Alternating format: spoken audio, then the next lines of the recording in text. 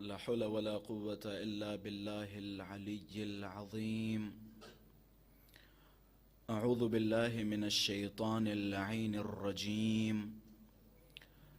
بسم الله الرحمن الرحيم. الحمد لله رب العالمين، والحمد لله الذي نور قلوبنا بمحبة علوية، والحمد لله الذي جعلنا من المتمسكين بولاية المرتضوية، والحمد لله الذي فرض مودته على العربية والعجمية وعلى مبلغ رسالاته الإلهية سيدنا ومولانا ومولى الثقلين جد الحسن والحسين أبي القاسم مصطفى محمد. اللهم صل على محمد وآل محمد. اللهم صل وسلم وزد وبارك على صاحب الدعوة النبوية والصولة الحيدرية والعصمة الفاطمية والحلم الحسنية والشجاعة الحسينية والعبادة السجادية والمعاصر الباقرية والآثار الجعفرية والعلوم الكاظمية والحجج الرضوية والجود التقوية والنقابة النقوية والهيبة العسكرية والغيبة الإلهية الحجة القائمية صلوات الله وسلامه عليه أجمعين.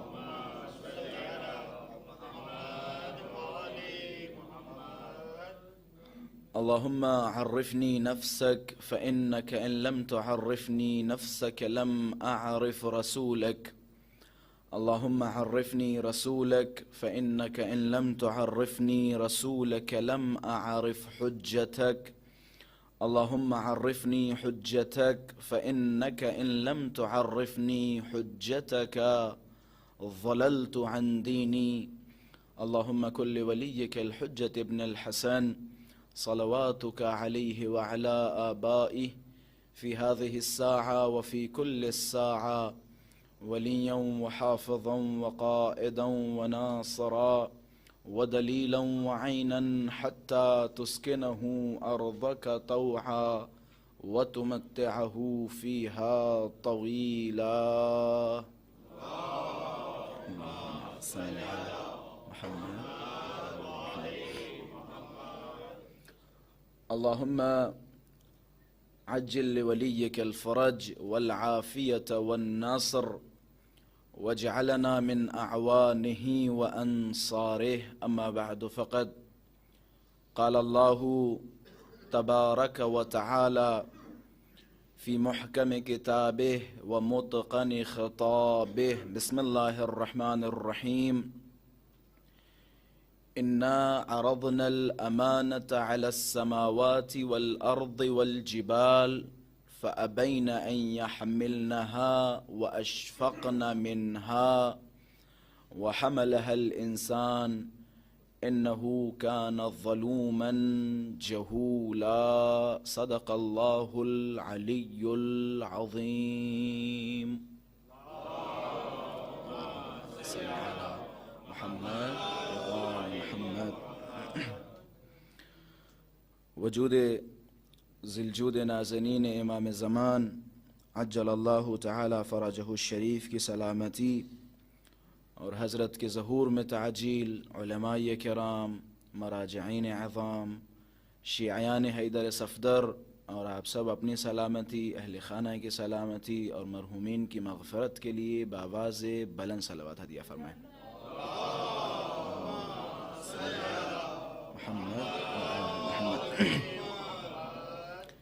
پروردگار امام زمانہ عجل اللہ تعالی فرجہ الشریف کے ظہور میں تعجیل فرما. ہم سب کو مولا کے اعوان و انصار میں شمار فرما۔ پروردگارہ ہماری ان مجلسوں کا خطیب امام زمانہ کو قرار فرما۔ پروردگارہ ہم سب کو امام زمانہ عجل اللہ تعالی فرجہ الشریف کی طرف متمسک فرما۔ پروردگارہ ہم سب کے دلوں کو، ہم سب کے قلوب کو معرفت امام زمانہ سے منور فرما۔ حضرت کی سلامتی اور حضرت کے ظہور میں تعجیل کے لیے بآواز بلند صلوات ہدیہ فرمائیں۔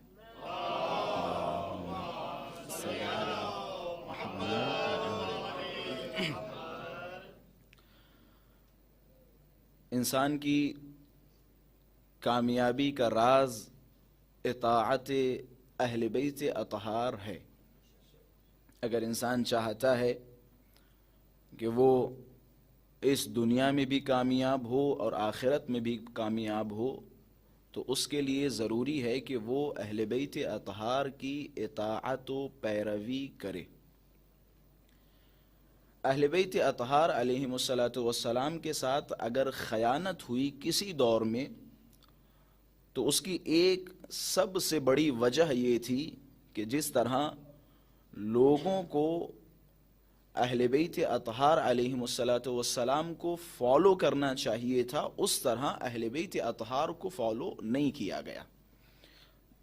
یہ میں بات دشمنوں کی نہیں کر رہا ہوں، وہ جو خیانت کرنے والے تھے وہ تو اطاعت کے دائرے میں آتے ہی نہیں ہیں، میں ان کی بات نہیں کر رہا ہوں، میں چاہنے والوں کی بات کر رہا ہوں۔ وہ جو دعویٰ کرتے تھے آل محمد سے محبت کا، لیکن وہ آل محمد کی فرمائشات کے مقابلے آل محمد علیہم الصلاۃ والسلام جو حکم دیا کرتے تھے اس حکم کے مقابلے میں اپنی خود ساختہ عقل استعمال کرنے کی کوشش کرتے تھے۔ وہ در حقیقت یہ بتانے کی کوشش کرتے تھے کہ ہم اسلام کو، ہم دین کو، ہم مذہب کو آپ سے بہتر سمجھتے ہیں۔ امام علیہ الصلاۃ والسلام نے صلح کی، امام نے صلح کی، چاہنے والوں کا فرض کیا تھا؟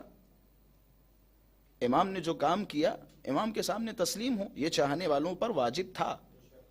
لیکن اب اگر کوئی آگے کہے کہ جناب والا معاویہ ظالم و جابر ہے، معاویہ وہ ہے کہ جس سے آپ کے بابا نے جنگ کی تھی، جس سے آپ کے بابا نے جنگ کی ہو، آپ کو کہاں سے حق کہ اس سے آپ صلح کر لیں؟ جس سے آپ کے بابا نے جنگ کی ہو، آپ کو کیا حق کہ آپ اس سے صلح کر لیں؟ یہ وہ تھے جن کا امامت پر عقیدہ زیرو کے برابر تھا، جو امامت کے الف سے واقفیت نہیں رکھتے تھے، امامت کے الف سے واقفیت نہیں رکھتے تھے۔ شیعہ کہتے ہی اسے ہیں جو آل محمد علیہ الصلاۃ والسلام کے سامنے اپنے آپ کو تسلیم کر دے، اپنے آپ کو سرنڈر کر دے۔ 2-3 مجلسوں کا جو خلاصہ ہے وہ 2-3 منٹ میں آپ حضرات کے سامنے بیان کرنے کی کوشش کر رہا ہوں۔ امام رضا علیہ الصلاۃ والسلام کے ساتھ بھی یہی حادثہ پیش آیا۔ امام نے اگر مأمون کی ولی عہدی قبول کی تو اب آپ اپنی عقل استعمال نہ کیجیے، اپنی عقل استعمال نہ کیجیے۔ امام نے اگر کوئی کام کیا ہے تو امام کے اس کام میں امام کے ساتھ شریک ہوئیے اور امام کی حمایت کیجیے۔ اگر امام نے کوئی کام کیا تو اس میں طبعاً کوئی نہ کوئی حکمت، کوئی نہ کوئی راز ہے جسے آپ اور ہم نہیں سمجھتے۔ ایک صاحب مولا کے پاس آئے، شیعہ یعنی مطیع اہل بیت، شیعہ یعنی مطیع ائمہ اطہار۔ اگر کسی شیعہ میں اطاعت نہیں ہے، وہ جو حدیثیں ہم پڑھتے من مات ولم یعرف امام زمانہ مات میتۃ جاہلیہ، جو اپنے زمانے کے امام کی معرفت کے بغیر مر جائے اس کی موت جاہلیت کی موت ہے۔ معرفت سے مراد کیا ہے؟ معرفت سے مراد صرف پہچاننا ہے۔ مثال کے طور پہ یہ امام حسین ہے، ان کے والد کا نام حضرت علی ابن ابی طالب ہے، ان کی والدہ کا نام سیدہ کونین ہے۔ صرف اس طرح کی پہچان کو معرفت کہا جاتا ہے؟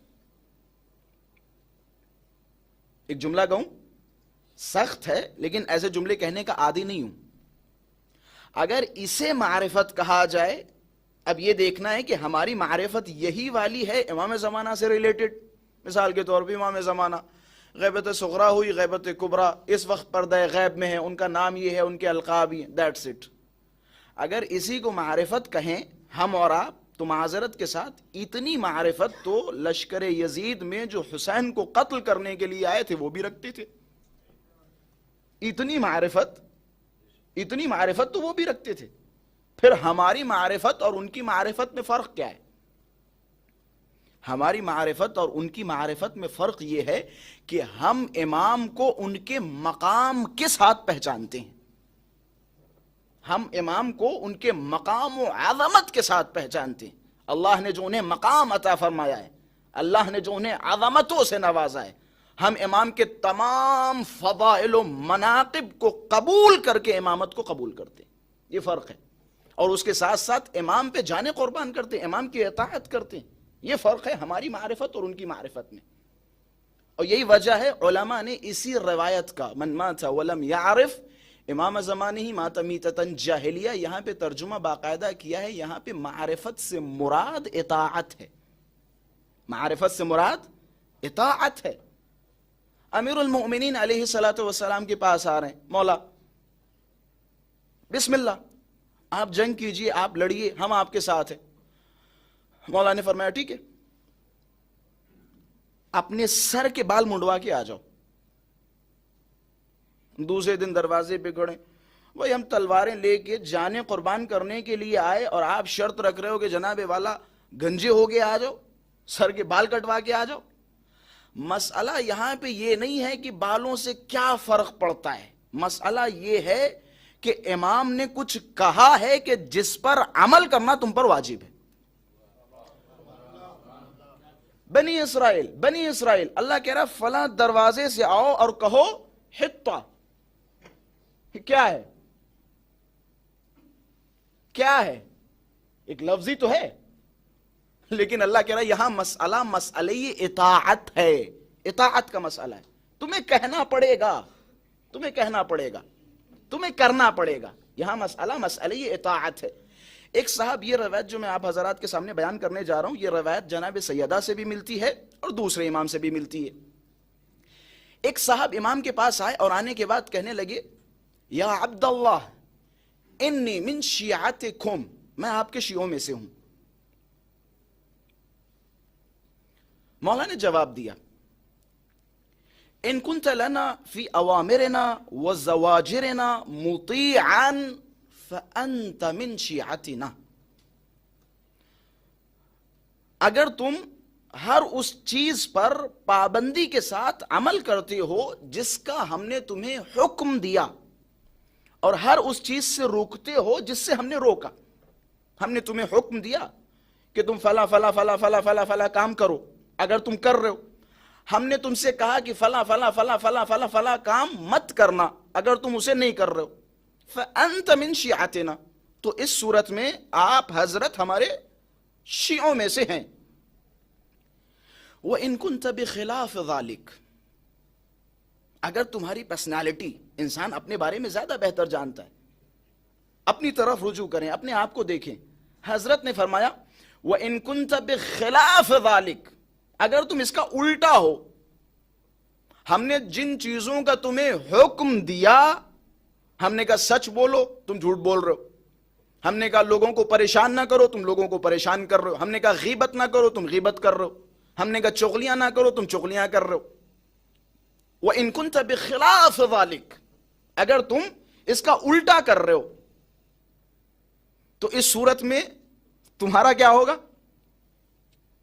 سخت الفاظ ہیں، مولا کے الفاظ ہیں. ہمارا تو کام ہی ہے مولا کے الفاظ آپ تک پہنچانا، آپ کو اچھے لگیں یا آپ کو برے لگیں. وَإِن كُنْتَ بِخِلَافِ ذَلِكَ فَلَا تَزِدْ فِي ذُنُوبِكَ بِدَعْوَاكَ مَرْتَبَةً شَرِيفَةً لَسْتَ مِنْ أَهْلِهَا. جس چیز کا ہم نے تمہیں حکم دیا اگر تم اسے انجام نہ دو، جس چیز سے ہم نے تمہیں روکا اگر تم وہ کرتے رہو، تو اس صورت میں نہ صرف یہ کہ تم ہمارے شیعوں میں سے نہیں ہو، بلکہ تم گنہگار ہوتے ہوئے جو شیعت کا دعویٰ کر رہے ہو تمہاری گردن پہ اس صورت میں دو دو گناہ آ جائیں گے. ایک گناہ یہ کہ تم گنہگار ہو، دوسرا گناہ یہ کہ گنہگار ہوتے ہوئے، گنہگار ہونے کے باوجود ایک شریف مرتبہ جسے شیعت کہا جاتا ہے اس کے دعوے دار ہو.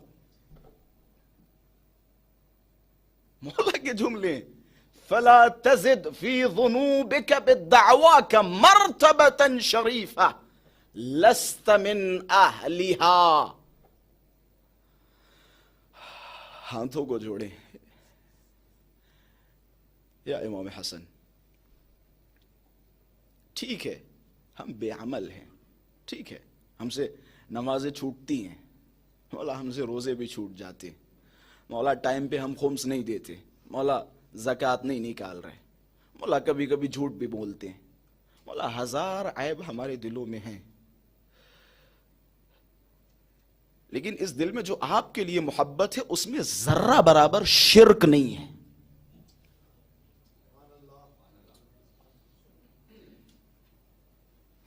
اے میرے مولا، ہزار عیب کے ساتھ میں آپ کے سامنے بیٹھا ہوں، مولا مجھے قبول ہے، انسان اپنے بارے میں بہتر جانتا ہے، مجھے قبول ہے ہزار عیب ہے، لیکن مولا آپ سے ہماری محبت بے لوث ہے، آپ سے محبت، آپ سے عشق کی کوئی انتہا نہیں ہے، کوئی انتہا نہیں ہے. اور یہی وجہ ہے، کسی خطیب کا بڑا خوبصورت جملہ ہے کہ جب میں نماز میں کھڑا ہوتا ہوں تو ہمارا دماغ 10 جگہوں پہ منتقل ہوتا ہے، لیکن جب ابا عبداللہ الحسین پہ بیٹھ کے روتے ہیں تو حسین کے سوا کہیں ذہن نہیں جاتا، حسین کے سوا کہیں ذہن نہیں جاتا. مولا ہم مخلص ہیں، آپ کی محبت میں مخلص ہیں. مولا اگر یہ گنہگار آپ کا شیعہ نہیں تو پھر کیا ہے؟ حضرت نے فرمایا لا تقل انا من شیعتکم، اس صورت میں تم یہ نہ کہو کہ ہم آپ کے شیعہ ہیں. کیا کہو؟ قل انا من محبیکم و موالیکم و معادی اعدائکم. اے میرے مولا میں آپ سے پکا محبت کرنے والا ہوں اور آپ کے دشمنوں پہ خوب لعنتیں کرنے والا ہوں. بے شمار. مولا میں آپ کی محبت میں مخلص ہوں، آپ کی محبت میں مخلص ہوں، اور آپ کے دشمنوں کے لیے رائے کے دانے کے برابر دل میں گوشے محبت نہیں ہے. یہ گارنٹی ہے، یہ ذمہ داری کے ساتھ کہہ رہا ہوں، اور ہونا بھی نہیں چاہیے، ہونا بھی نہیں چاہیے. اگر کسی انسان کے اندر ذرہ برابر رائے کے دانے کے برابر آل محمد کے دشمنوں کے لیے محبت ہو یا گوشے نرمی ہو، کہتے ہیں خدا اسے جنت کی بو محسوس نہیں ہونے دے گا. صابر صاحب یہ ہم بچپن سے سنتے چلے آ رہے ہیں، جنت کی خوشبو، جنت کی خوشبو، جنت کی خوشبو. میں تعجب کرتا تھا اس جملے پر کہ اللہ دشمنان آل محمد کو کتنی دور پھینکے گا کہ جنت کی خوشبو محسوس نہیں ہوگی. ایک روایت میرے ذہن میں آئی، جنت کوئی عطر کی چھوٹی موٹی دکان نہیں ہے، عطر کی دکان نہیں ہے، یہ عطر کا شوروم نہیں ہے جو 4-5 دکانوں تک مہکے. عطر کی جہاں دکانیں اس گلی میں جائیے تو عطر کی خوشبو آتی ہے. یہ عطر میں خوشبو میں اتنا پاور ہوتا ہے. یا آپ عطر کی فیکٹریوں میں چلے جائیں تو علاقہ خوشبو سے گونجتا رہتا ہے. میں نے روایتوں میں پڑھا، کہتے جنت کی مجھے عدد نہیں یاد ہے، یقین کریں مجھے عدد نہیں یاد ہے، لیکن میں اندازاً ایک عدد بتا رہا ہوں، کئی لاکھ مربع میل تک جنت کی خوشبو جائے گی. اللہ اکبر. کاش میں عظمت کو آہستہ الفاظ میں آپ تک پہنچا سکوں کہ کئی لاکھ کلومیٹر تک جنت کی خوشبو جائے گی. ظاہر سی بات ہے، جنت میں نے کہا نا کوئی چھوٹی موٹی عطر کی دکان نہیں ہے، جنت یعنی عطر کا انبار، عطر کا انبار. اب ذرا سوچیں، دشمن کی بات نہیں، اگر کسی کے دل میں دشمن کے لیے گوشے نرمی ہو تو خدا جنت سے کتنی دور سے نکالے گا کہ اسے خوشبو محسوس نہیں ہوگی، کتنی دور سے گزارے گا، کتنی دور سے گزارے گا. اس سے سخت روایت سناؤں، انہی گنہگار آنکھوں سے روایت پڑھی ہے، کتابوں میں بھی پڑھی اور ممبروں سے بھی پڑھا، کہتے ہیں اگر جبرائیل کے دل میں رائے کے دانے کے برابر، کس کے دل میں؟ جبرائیل کے دل میں رائے کے دانے کے برابر گوشہ نرمی ان لوگوں کے لیے ہوئی تو خدا جبرائیل کا گریبان پکڑ کے جہنم میں ڈال دے گا. رائے کے دانے کے برابر گوشہ نرمی ہوئی تو خدا گریبان پکڑ کے جہنم میں پھینک دے گا. براءت موضوع اہم ہے، حساس ہے. صرف دعویٰ کرنا ہے کہ جناب والا ہم آل محمد سے بڑی محبت کرتے ہیں. آیت اللہ سید علی حسینی میلانی حفظہ اللہ کا بڑا خوبصورت جملہ ہے کہ شیعہ اگر شیعہ کہلاتے ہیں تو تبرے کی وجہ سے شیعہ کہلاتے ہیں، ورنہ محبت کی دعوے دار تو پوری دنیا ہے.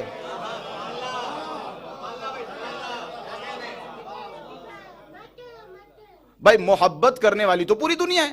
ایک مجھے بتا دو، ہمارے جتنے بھی بھائی ہیں وہ سارے کے سارے ظاہری طور پہ علی سے محبت کے دعوے کر رہے ہیں، لیکن وہ شیعوں کی کیٹیگری میں نہیں. کیوں؟ کیونکہ شیعہ کہتے ہی اسے ہیں جو آل محمد کی محبت کے ساتھ ساتھ ان کے دشمنوں سے نفرت رکھے. یہ شیعوں کی تعریف ہے. اچھا، جو شیعوں کی مرکزی تعریف تھی اس تعریف کا دوسرا حصہ غائب کر دیا. اس کا دوسرا حصہ غائب کر دیا. جناب والا محبت کرو، صرف اچھے بنو، پازیٹیو سوچو، نیگیٹو نہ سوچو. انشاءاللہ آنے والی مجلسوں میں بیان کیا جائے گا. ان کے بارے میں شاید میں نے بیان کیا یا بیان نہیں کیا، مشہور و معروف حدیث جو شاید آپ لوگ بھی سن چکے ہوں اسی منبر سے. جناب ہم محبت کرنے والے لوگ ہیں، ہم سے نفرت نہیں کی جاتی. مولا نے ایک صاحب سے جب وہ آئے اور آنے کے بعد کہنے لگے مولا نحن نتولی علیا ونتولی فلانا و فلانا، ہم علی سے بھی محبت کریں گے اور فلاں و فلاں سے بھی محبت کریں گے. یہ معاشرے کے شریف لوگ ہیں، یہ معاشرے کے شریف لوگ ہیں. ہم شریف آدمی ہیں، ہم اچھائیاں دیکھتے ہیں، برائیاں نہیں دیکھتے ہیں. شاید میں نے گزشتہ یا اس سے پہلے مجلس میں عرض کی تھی، ہم اچھائیاں دیکھتے ہیں، برائیاں نہیں دیکھتے. یہی جو اچھائیاں دیکھنے والے صاحب ہیں، اگر ان کے ابا جان کے کوئی ایک تھپڑ لگا دے تو پوری زندگی یاد رکھیں گے، پوری زندگی یاد رکھیں گے کہ فلاں صاحب نے ہمارے ابا کے ایک تھپڑ مار دیا تھا. پوری زندگی یاد رکھیں گے. یہ ان کی شرافت کا جنازہ ہے. ہم شریف لوگ ہیں، ہم شریف لوگ ہیں. نحن نتولی علیا ونتولی فلانا و فلانا، ہم علی سے بھی محبت کریں گے اور فلاں و فلاں سے بھی محبت کریں گے. حضرت نے کیا خوبصورت جواب دیا. حضرت نے فرمایا انت الاعور، تم کاڑے ہو. بچوں کو سمجھاتا چلوں، تم کاڑے ہو. کاڑا کسے کہتے ہیں؟ کاڑا کیسے؟ اردو میں کانا بھی کہتے ہیں، کانا بھی کہتے ہیں، کاڑا بھی کہتے ہیں. کانا اسے کہتے ہیں جس کی ایک آنکھ صحیح ہو اور ایک آنکھ خراب ہو، اسے کیا کہا جاتا ہے؟ کانا. حضرت نے کیا اصطلاح استعمال فرمائی؟ فرمایا انتل اعور، تم کاڑے ہو. یا تو دونوں آنکھیں پھوڑ لو یا پھر دونوں آنکھیں صحیح کر لو، یا کھل کے ان کی طرف چلے جاؤ یا پھر کھل کے علی علی کرو.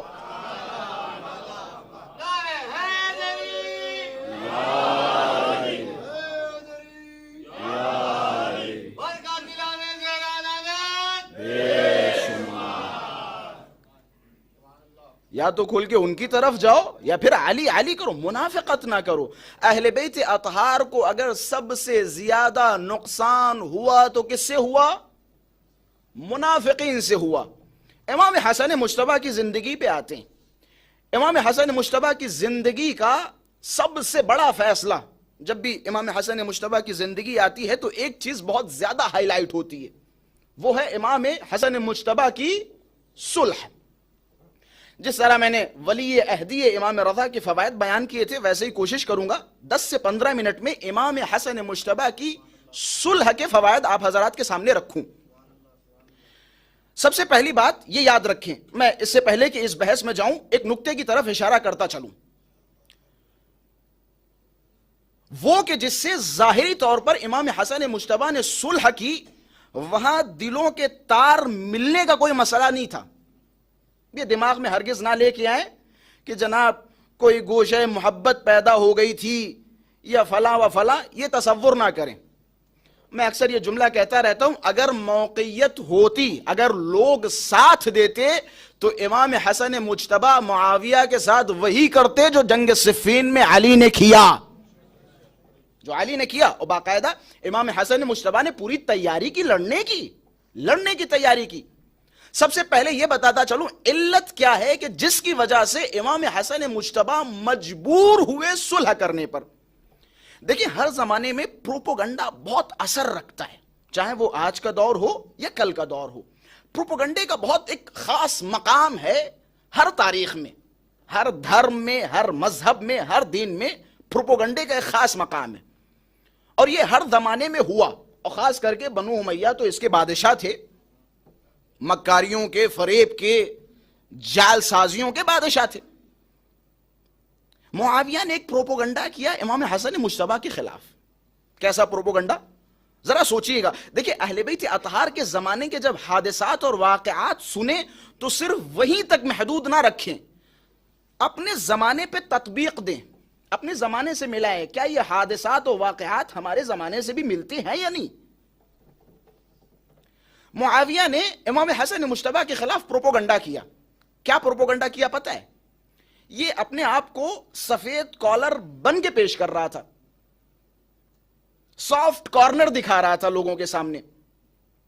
لوگوں کے سامنے جا کے کہہ رہا تھا دیکھو جناب والا، ہم تو لڑنے ہی نہیں چاہ رہے ہیں، یہ کیا دیکھو امام حسن مجتبی ہمارے خلاف لگے ہوئے ہیں، یہ مارنا چاہ رہے ہیں، یہ مسلمانوں میں فتنہ برپا کرنا چاہ رہے ہیں، یہ مسلمانوں کے اتحاد کو خراب کرنا چاہ رہے ہیں. ہم کچھ نہیں چاہ رہے ہیں، ہم تو چپ چاپ بیٹھے ہوئے ہیں.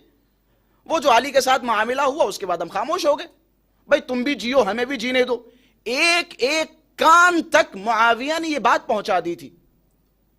اب ہوتا کیا ہے، معاشرے میں ایموشنل بلیک میل ہونے والے لوگوں کی تعداد بہت زیادہ ہوتی ہے، اور خاص کر کے اس وے سے جب داخل ہوا جائے، ٹھیک تو ہے وہ بیچارہ صلح و صفائی کی بات کر رہا ہے، وہ صلح و صفائی کی بات کر رہا ہے، اور صلح سے بہتر کیا ہے؟ پھر حدیثیں سنائی جا رہی ہیں. رسول گرامی نے فرمایا جو بھی دو لوگوں کے درمیان صلح کروائے اس کا یہ ثواب ہے. امام حسن مجتبی کے سامنے حدیثیں پیش کی جا رہی ہیں. معاویہ نے امام حسن مجتبی کا چہرہ کچھ اس طرح سے پیش کر دیا کہ دیکھو یہ لڑنے کے لیے تیار ہیں، میں لڑنے کے لیے تیار نہیں ہوں. یہ ایک طرح سے امام حسن مجتبی کو مجبور کر لیا صلح پر. یہ ایک وجہ ہے.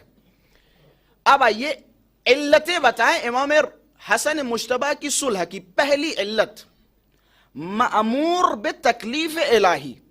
سب سے پہلا جملہ ہم اہل بیت اطہار کے لیے یہی کہتے ہیں کہ اللہ تبارک و تعالی کی طرف سے صلح پر مأمور تھے، جس طرح ہم ہر جگہ یہی مسئلہ رکھتے ہیں. امام رضا کے حوالے سے بھی یہی کہتے ہیں کہ سب سے پہلی بات یہ کہ اللہ کی طرف سے مأمور تھے. اگر امیر المؤمنین نے سکوت کیا، خاموشی اختیار کی، تو اس کی بھی پہلی وجہ اور پہلی علت یہی بتاتے ہیں کہ وہ اللہ کی طرف سے مأمور تھے، یعنی حکم ملا تھا کہ آپ کو ایسا کرنا ہے. اچھا، ایک علت امام حسن مجتبی کی صلح کی کیا ہے؟ اللہ کی طرف سے مأموریت. دوسری وجہ حفظ دین. یہ بھی بہت اہم ہے. جناب موسیٰ علیہ السلام سے جب کہا گیا تو جناب موسیٰ نے فرمایا کہ ایک چارپائی پہ بغیر بستر کے لیٹنا گوارا ہے، زمین پر سو جانا گوارا ہے، سوکھی روٹیاں کھا کے جی لینا گوارا ہے، لیکن دین پہ کوئی آنچ آ جائے یہ ہمیں گوارا نہیں ہے. اور یہی وجہ ہے کہ جب امیر المؤمنین کو رسول گرامی نے ساری باتیں بتائیں کہ علی میرے بعد تمہارے ساتھ ایسا ہوگا ایسا ہوگا، جو بات رسول گرامی کرتے تھے امیر المؤمنین ایک جواب دیتے تھے، فی سلامت من دینی، یا رسول اللہ اس کام سے میرا دین سلامت رہے گا. رسول اللہ فرماتے تھے نعم فی سلامت من دینک، آپ کا دین سلامت رہے گا. امیر المومنین نے فرمایا اگر میرا دین سلامت ہے تو میں ہر کام کرنے کے لیے تیار ہوں. یہ آل محمد کا شیوا رہا ہے. امام حسن مجتبی نے صلح کی، اس کی ایک وجہ ہے تکلیف الہی پر مأمور. دوسری وجہ کیا ہے؟ حفظ دین، دین کی حفاظت. دین ابھی نیا نیا آیا تھا، اور ظاہر سی بات ہے کثرت اختلاف انسان کو بے دین بنا دیتے ہیں. کثرت اختلاف انسان کو بے دین بنا دیتے ہیں. کیوں روایتوں میں آیا ہے ارتد الناس بعد الحسین الا ثلاث، کہ حسین ابن علی کے بعد زیادہ تر لوگ مرتد ہو گئے تھے. مرتد یعنی کیا؟ یعنی اسلام کا دامن چھوڑ دیا تھا، مگر یہ کہ تھوڑے سے. کیوں؟ کیونکہ ایک بہت بڑا اختلاف ہوا تھا، ایک بہت بڑا اختلاف ہوا تھا، لوگ بیزار ہو گئے تھے. آج کے جملے پہ، اس جملے کو آج کے اس معاشرے پہ تطبیق کیجئے، آج کے اس معاشرے پہ تطبیق کیجئے. میں نے شاید شجاع بھائی، صابر بھائی کے سامنے عرض کیا، میں نے 11-12 محرم کو گھر پہ کال لگائی، حالات پوچھے کیا حال چال ہیں، تو ادھر سے کچھ الفاظ کے ساتھ نوازا گیا. میں نے کہا اتنا غصہ کیوں؟ کہ ہر سال ہمارے یہاں محرم ہوتا تھا، پوری زندگی ہم محرم کرتے چلے آ رہے ہیں، ہماری جوانی میں کیا خوبصورت گاؤں میں آزاداریاں ہوا کرتی تھی. اس سال ہوا کیا؟ ایک مولوی آ رہا ہے، وہ کہہ رہا ہے یہ ہونا چاہیے، دوسرا مولوی آگے کہہ رہا ہے یہ نہیں ہونا چاہیے. پورا محرم پتہ نہیں کتنے عشرے خراب ہوئے انہی موضوعات کو لے کے، یہ چیز پڑھو، یہ چیز نہ پڑھو، یہ چیز پڑھو، یہ چیز نہ پڑھو. بھائی سمپل سی بات ہے، وہ عزاداری کرو جو 20 سال پہلے آپ کے حضرت دادا نے آپ کو دی تھی. کوئی ٹینشن ہے؟ کوئی ٹینشن ہے؟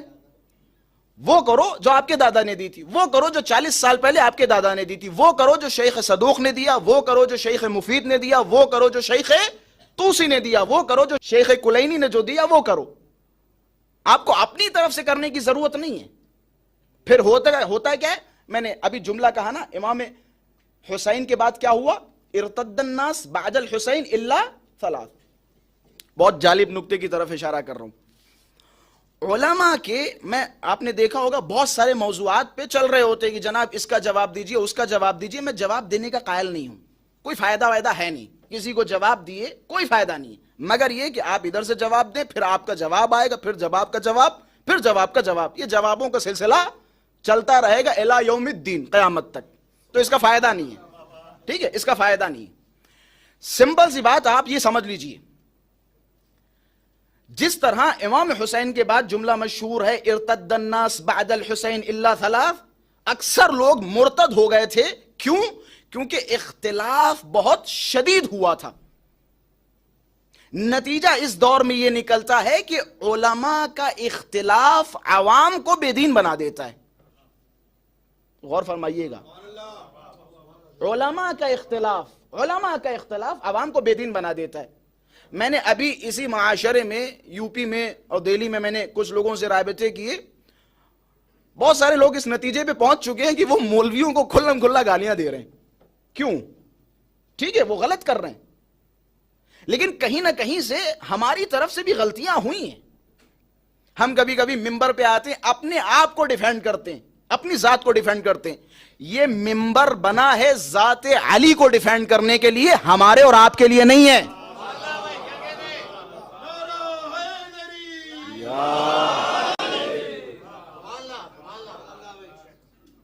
چلیں اس سے پہلے کہ بات اور آگے بڑھ جائے، پھر میں اپنی جوف میں چلا جاؤں، پھر میں بلاؤں گا نہیں. آ جائیں ایک مرتبہ صلوات پڑھتے ہوئے محمد والے محمد کی ذات پر.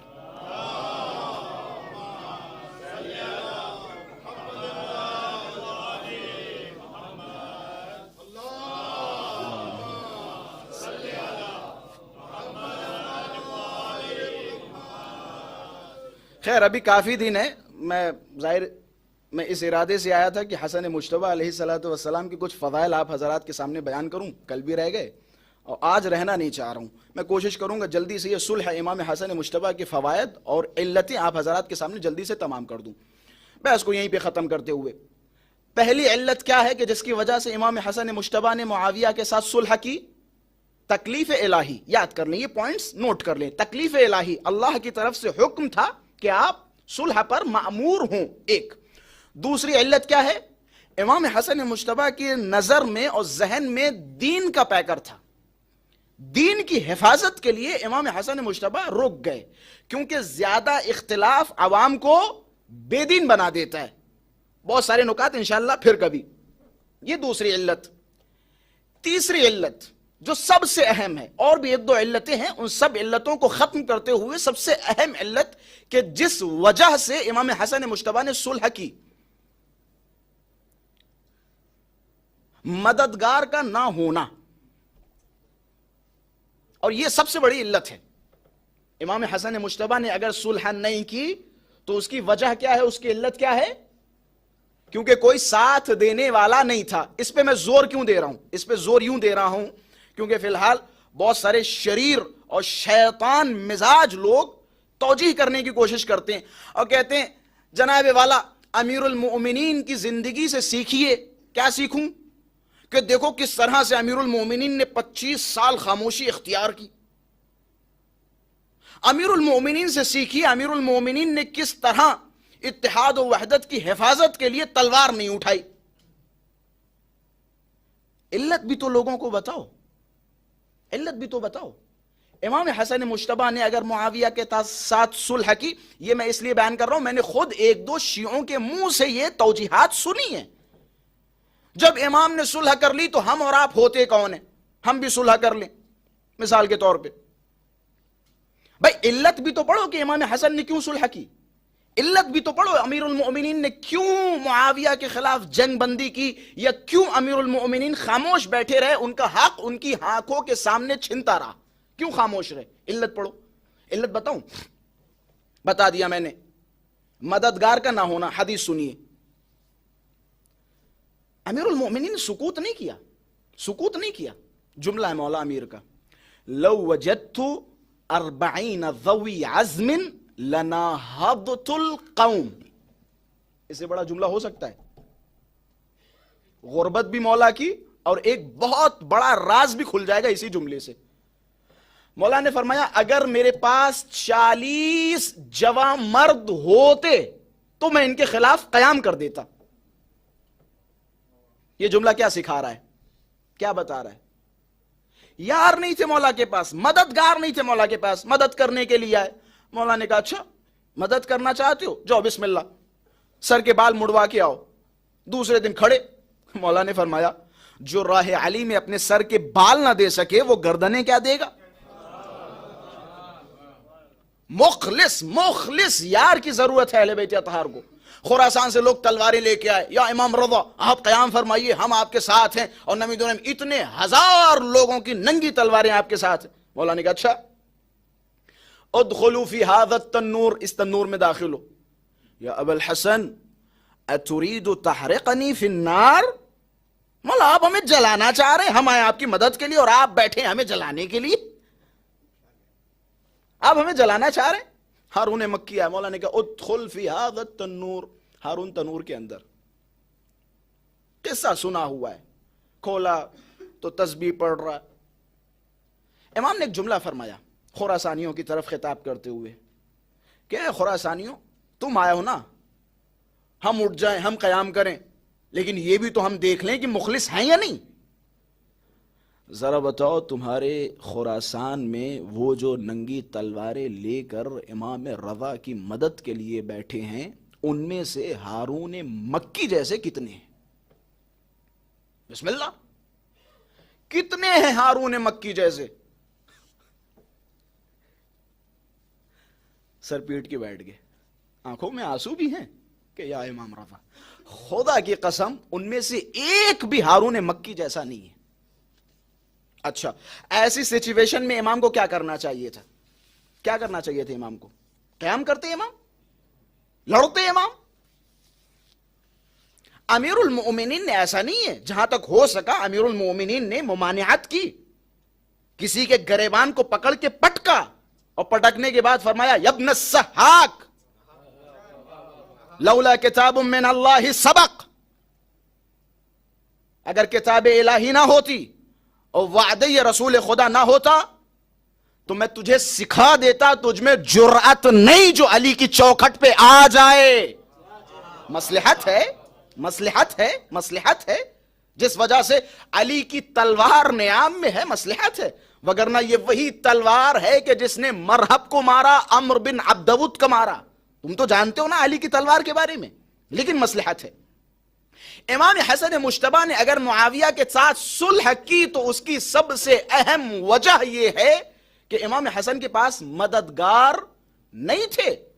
سنیے مددگار کیسے تھے. حکم از قبیلہ کندہ, کندہ یا کندہ,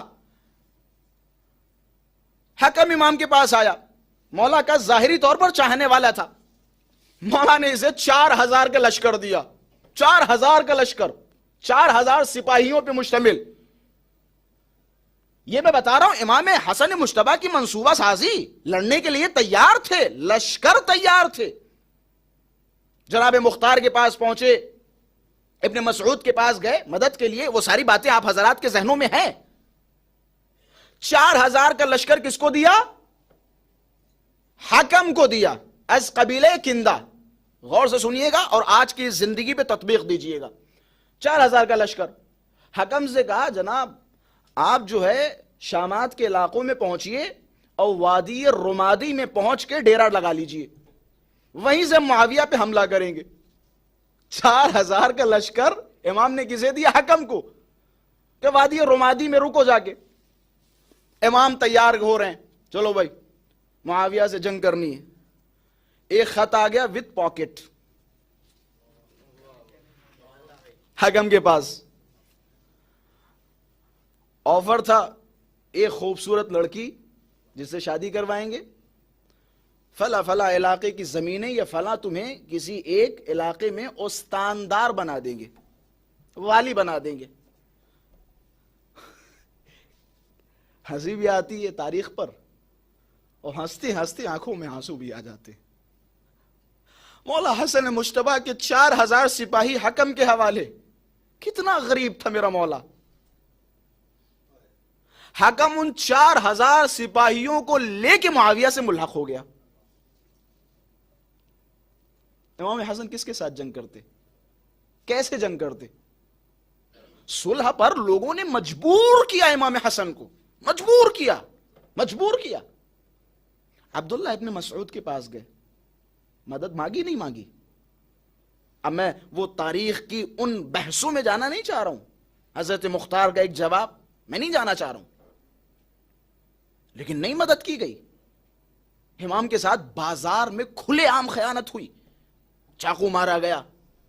امام کی غربت دیکھیں, تنہائی دیکھیں. اب اگر امام صلح نہ کرتے تو کیا کرتے؟ اور بھی بہت ساری علتیں. اچھا, جب امام نے صلح کی, امام نے شرطیں رکھی, اور صلح اسی وقت قابل قبول ہوگی جب ان شرطوں پر عمل کیا جاتا. اب تاریخ میں جائیے اور دیکھیے کیا جو امام حسن نے شرطیں رکھی تھی ان پہ عمل ہوا؟ امام کی پہلی شرط, خبردار مسلمانوں کو مارنا نہیں, شیعوں کا خیال رکھنا, شیعوں کا قتل عام نہ کرنا, قرآن و سنت کے مطابق زندگی بسر کرنا, حکومت چلانا. چوتھی شرط, یہ جو ممبروں سے کھلم کھلا علی و آل علی پہ گالیاں ہو رہی ہیں, یہ گالیاں نہیں ہونی چاہیے. انشاءاللہ کل یا پرسوں کی مجلس میں یہ بھی ایک موضوع رہے گا مستقل کہ کس طرح ممبروں سے علی ابن ابی طالب کو برا بھلا کہا. یہ کوئی معمولی بات نہیں ہے, معمولی بات نہیں ہے. یہ تاریخ اسلام کا سب سے سیاہ صفحہ ہے, سب سے سیاہ صفحہ. ممبروں سے علی ابن ابی طالب کو گالیاں, جن ممبروں سے علی کو بلند کیا گیا ہو, کہا گیا ہو من کنت مولا فہذا علی مولا. ٹھیک ہے, مولا کے معنی ولی نہ مانیے, دوست تو تم بھی مانتے ہو, دوست تو تم بھی مانتے ہو. دوست کے ساتھ ایسی خیانتیں کہ خبردار گالیاں نہیں دینا علی کو. مولا کی ایک اور شرط, اپنے بعد کسی کو خلیفہ نہیں بنانا. ایک بھی شرط پر عمل نہیں ہوا. روایت اس سے شدید بیان کروں, کہتے ہیں جیسے ہی ان شرطوں پہ امضا ہوا, معاویہ نے امام حسن کے ہٹتے ہی اس کاغذ کو پھاڑا اور اپنے جوتوں کے نیچے رکھا اور کہے ہر وہ شرط جو امام حسن نے رکھی اس کی مخالفت کروں گا. یہ معاویہ کے جملے تھے. ذرا تصور کریں, اب امام حسن مجتبی کو ایسی سچویشن پہ صلح نہ کرتے تو کیا کرتے؟ کیا کرتے؟ اس کے علاوہ کوئی آپشن ہے؟ اچھا آئیے تھوڑی سی آپ کی تھکاوٹ بھی دور کر دیں. ایک صلوات پڑھیں محمد و آل محمد کی ذات پر.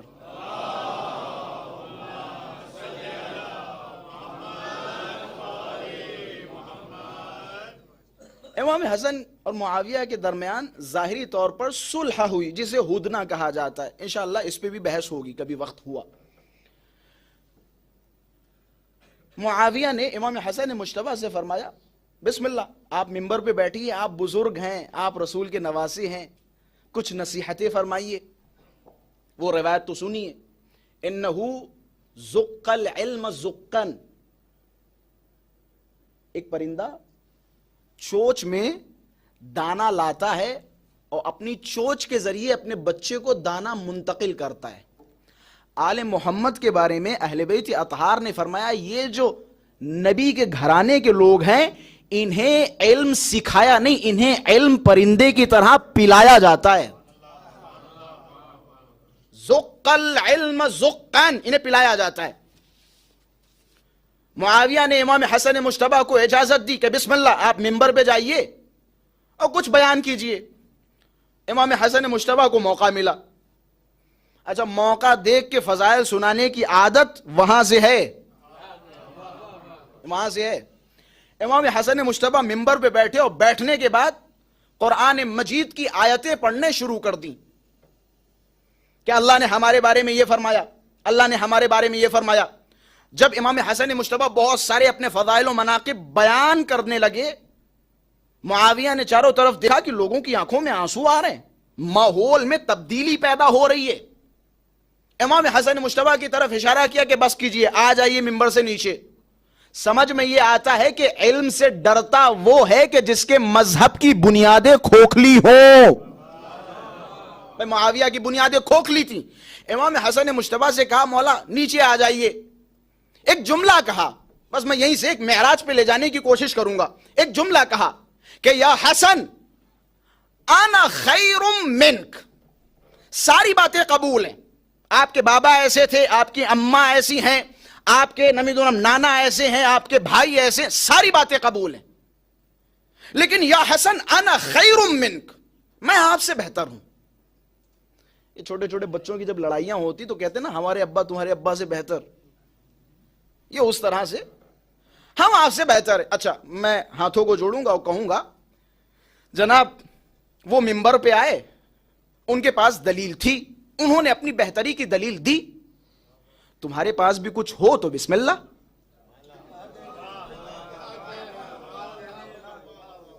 بھائی انہوں نے تو ممبر سے کہہ دیا، انہوں نے ممبر سے کہہ دیا کہ شجرہ طیبہ ہم ہیں، شجرہ مبارکہ زیتونیہ ہم ہیں، شجرہ مبارکہ زیتونیہ ہم ہیں، کیا تمہارے شجرے کے بارے میں بھی کچھ ہے؟ بھائی تمہارے بارے میں کوئی آیت ہو تو تم بھی آؤ، بسم اللہ تم بھی بیان کرو، یہ کہنے کی ضرورت ہی نہیں ہے کہ میں تم سے بہتر۔ اچھا ان کے بارے میں ہے، لیکن جو آیتیں ہیں وہ بیان کر نہیں سکتے۔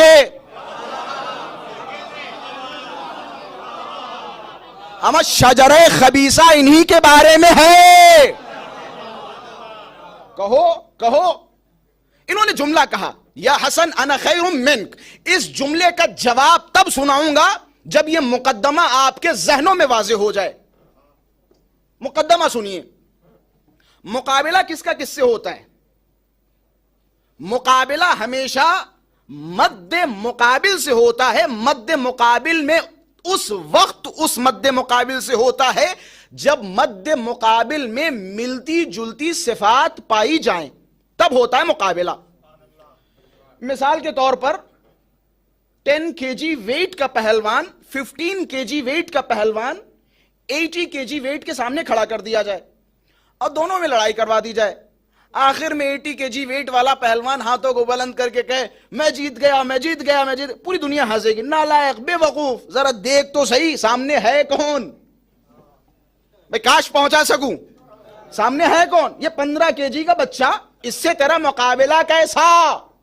مقابلہ اس سے ہوتا ہے کہ جب مد مقابل میں ملتی جلتی صفات پائی جائیں تب مقابلہ ہوتا ہے، تب مقابلہ ہوتا ہے۔ ایک جواب جو ہمارے اور آپ کے ذہنوں کے مطابق، معاویہ نے کہا یا حسن انا خیر منک، میں آپ سے بہتر ہوں، خیر ہوں۔ اپنی عقلوں کے مطابق جواب سوچئے، ہماری عقل کے مطابق جواب یہ ہے کہ امام کو پلٹ کے کہنا چاہیے تھا، ہے معاویہ تو مجھ سے بہتر کیسے ہو گیا؟ میں تجھ سے بہتر ہوں، یہ جواب ہونا چاہیے تھا ہماری اور آپ کی عقلوں کے مطابق۔ ذرا اسی جملے کی نزاکت پہ غور کیجئے، اگر میں نے کہا کہ فلاں صاحب سے بہتر ہیں، خیر ہیں، افضل ہیں، تو نتیجہ کیا نکلتا ہے؟ تھوڑا بولو کاش سمجھا سکوں. نتیجہ یہ نکلتا ہے کہ سامنے والے میں بھی بہتری ہے لیکن میری بہتری اس سے زیادہ ہے.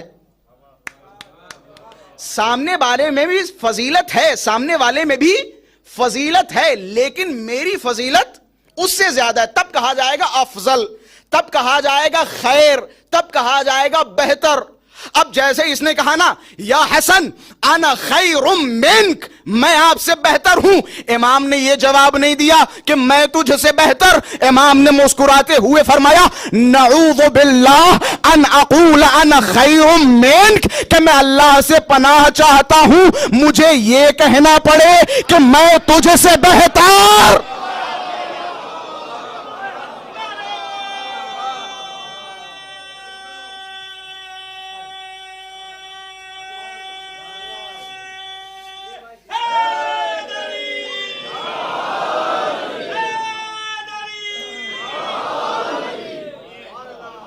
کہ میں اللہ کی پناہ چاہتا ہوں مجھے یہ کہنا پڑے کہ میں تجھ سے بہتر. ارے کہاں تو کہاں میں، میری ماں جنت کی سردار، ذرا اپنی ماں کے بارے میں دیکھ.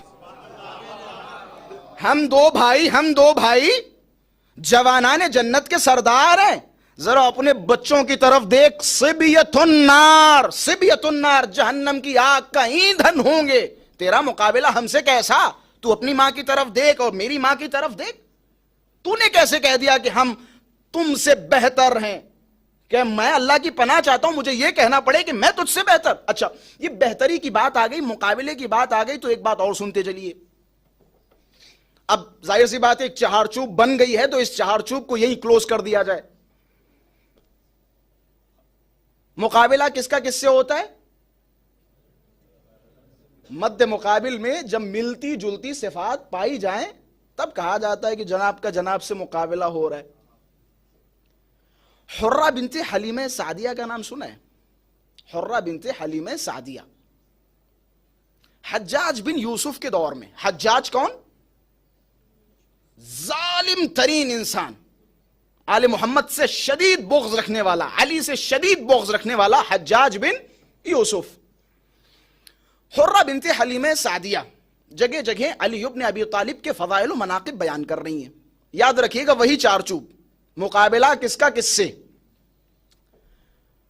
اس کے کچھ جاسوس گھوم رہے تھے.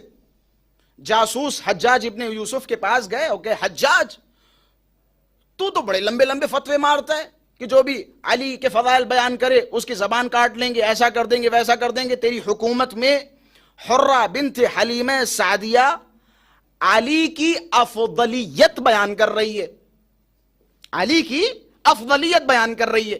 جگہ جگہ کہہ رہی ہے کہ علی ان سب سے افضل ہیں. یہ جگہ جگہ نعرہ لگا رہی ہے. کاش مقدمہ آپ کے حوالے کر چکا ہوں اور اس پہ مثال بھی آپ کے حوالے کر چکا ہوں تو دوسرا مطلب بڑی آسانی سے سمجھ میں آئے گا. مقابلہ کس کا کس سے؟ مد مقابل میں ملتی جلتی صفات کا ہونا ضروری ہے.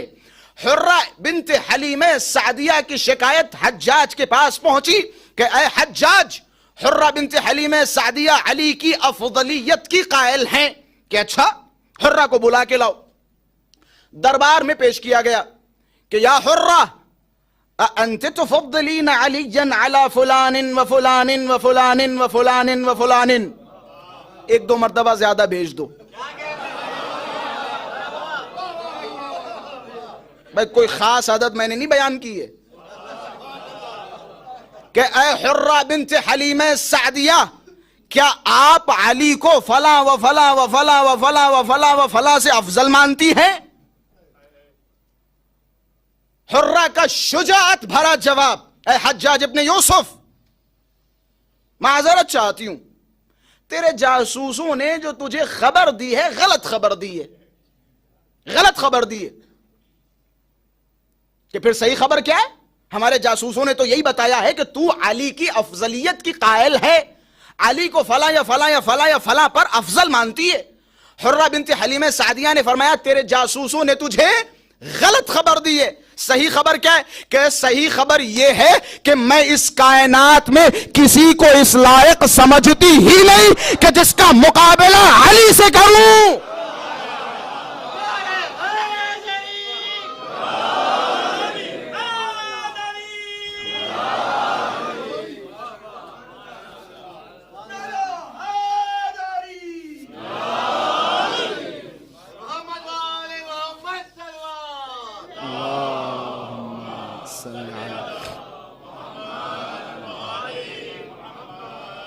میں اس کائنات میں کسی کو اس لائق سمجھتی ہی نہیں کہ جس کا مقابلہ علی سے کیا جائے. کہاں علی، کہاں یہ، کہاں نور مطلق، کہاں ظلمت.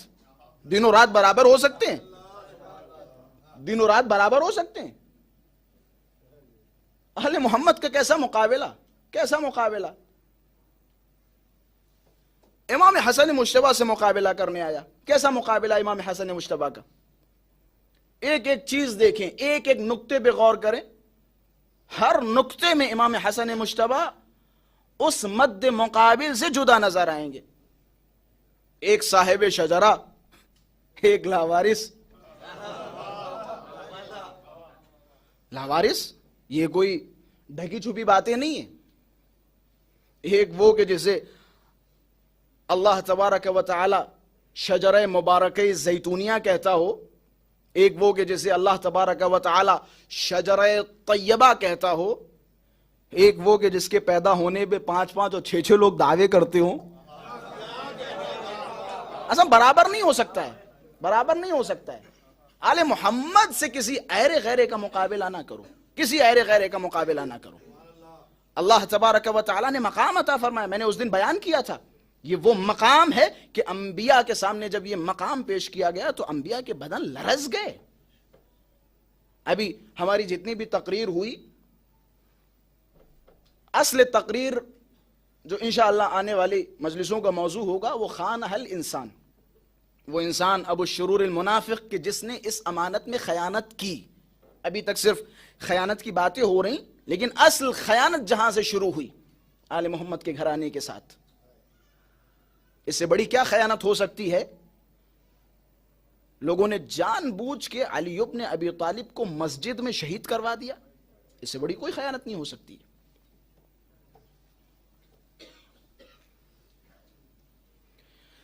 جس مظلوم کے فضائل، جس مظلوم امام کا تذکرہ ہوا، اہل بیت اطہار کی شخصیات میں جس معصوم کو زہر دیا گیا اسے یا 1 مرتبہ زہر دیا گیا یا زیادہ سے زیادہ 2 مرتبہ زہر دیا گیا. لیکن واحد ایک ایسا امام ہے کہ جسے 2 مرتبہ زہر دیا گیا، 2 مرتبہ زہر دیا گیا. اور یہی وجہ ہے رسول گرامی اکثر فرمایا کرتے تھے حسن مجھ جیسا ہے، حسن کی موت بھی مجھ جیسی ہے.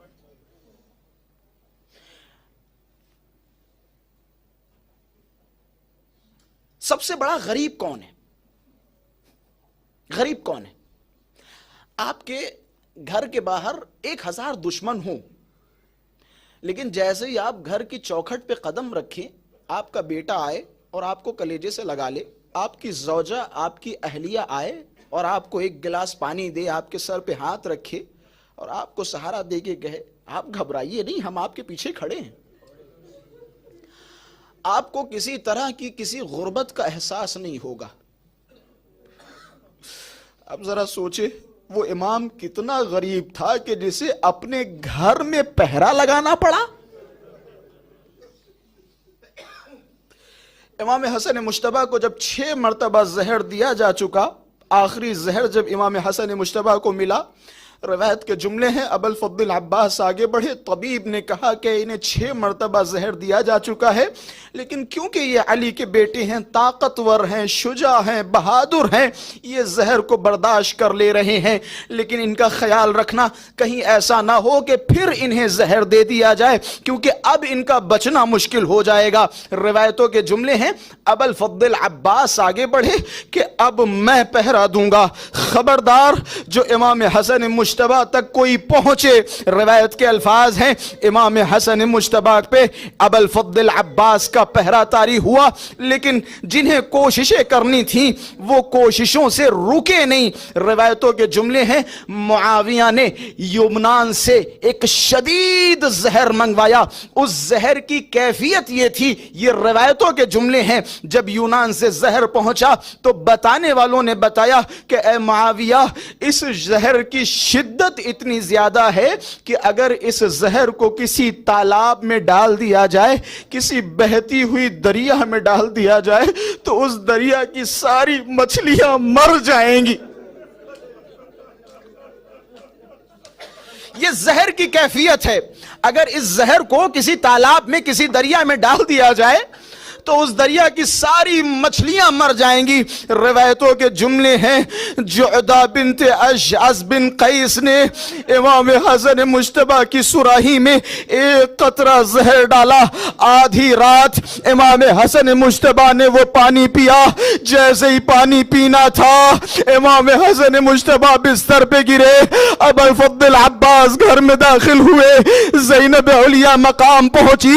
زینب کو صرف حسین سے محبت نہیں تھی، جتنی محبت حسین سے تھی اتنی ہی محبت حسن سے تھی.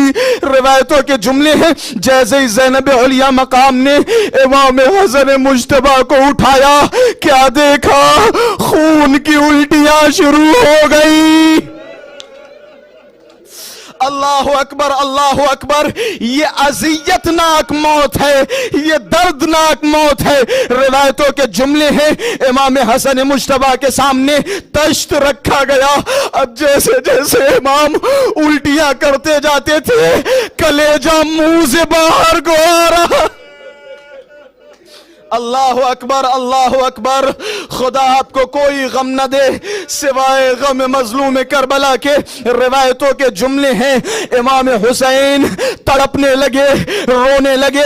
مقتل کے جملے ہیں ایک مقام بچپن میں امام حسن مجتبی نے کہا تھا، یہ دوسرا مقام ہے جہاں حسین کو سنبھالا اور سنبھالنے کے بعد امام حسن نے فرمایا یا ابا عبداللہ الحسین لا یومک یومک، ارے تم جیسا میرا دن نہیں ہے.